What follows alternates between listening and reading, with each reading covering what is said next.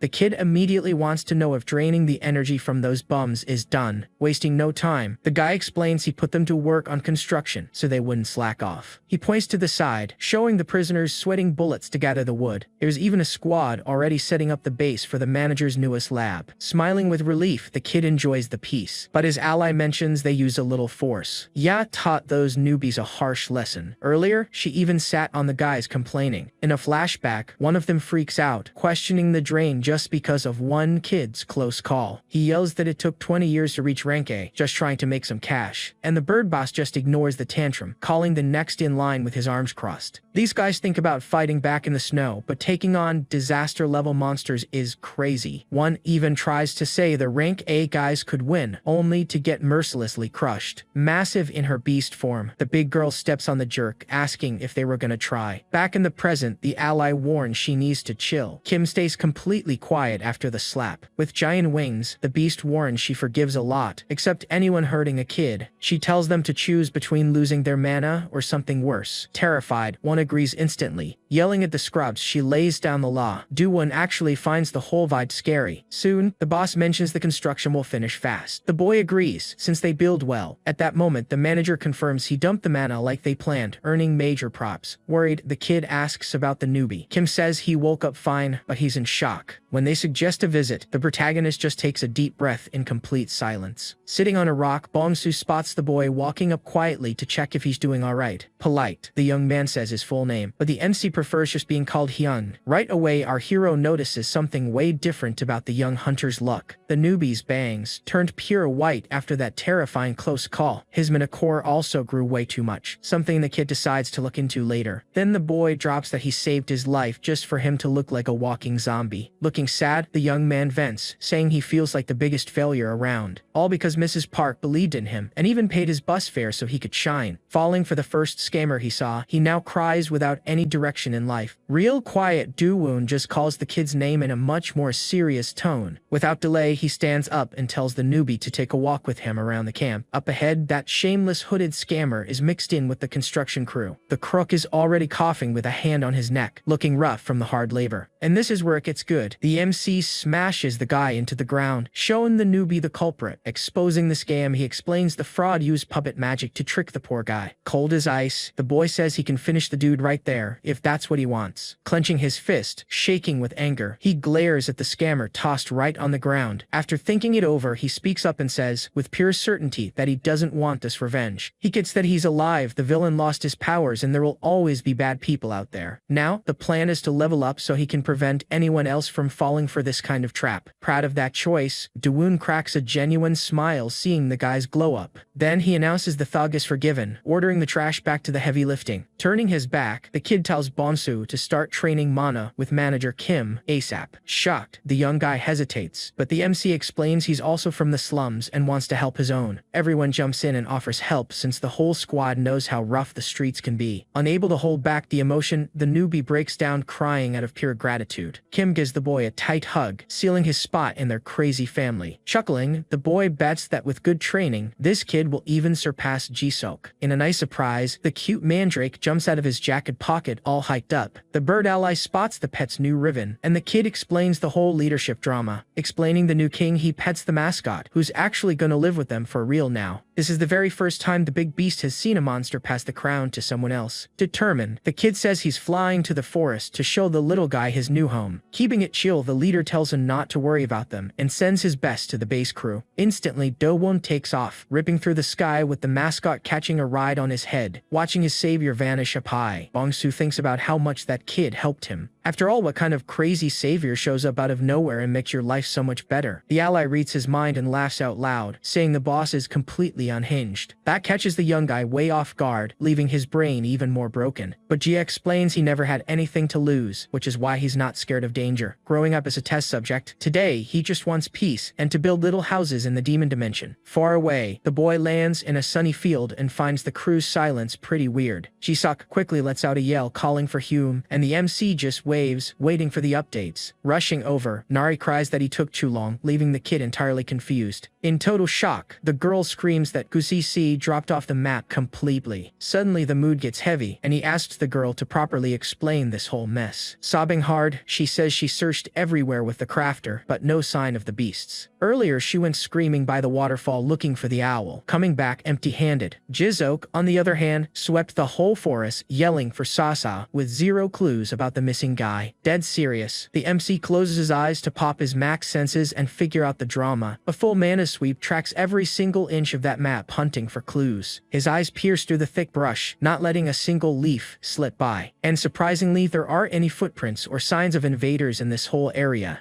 Zero weird energy around. He then presses the two to find out what changed out here. Looking tense, the crafter blurts out that the little yellow guy picked a fight with the plants and got clowned. As usual, the boss just had to leave for him to challenge the new sprout and take the L again. Since the beast is super proud, he slept the whole day sulking, something Nari actually backs up. Out of nowhere, the pieces click, and the kid realizes the pet's evolution started. Flashing back, Gu was flying peacefully, patrolling the skies right above the trees. A weird noise cuts the silence, making the bird stop mid-air right on the spot. Down below, Sasai is creeping around super suspiciously, not fooling anyone. He figures out the yellow mascot is already up to his usual tricks, hiding in the bushes. Addicted to mandrake leaves, he pushes his luck with a little sprout that's fast asleep. Looks like the easy target this time is exactly the newbie plant once again. With zero mercy, the beast attacks, and the poor thing wakes up letting out a high-pitched scream in the brush. The whole squad wakes up furious and stares down the attacker stepping closer with pure pure audacity. Watching from afar, Gu admires the kid's dumb bravery trying to snatch some leaves. But the plants are built different, and an angry gang sends him running for his life. Furious, the first plant rushes the little yellow guy without thinking twice. And man, right then Say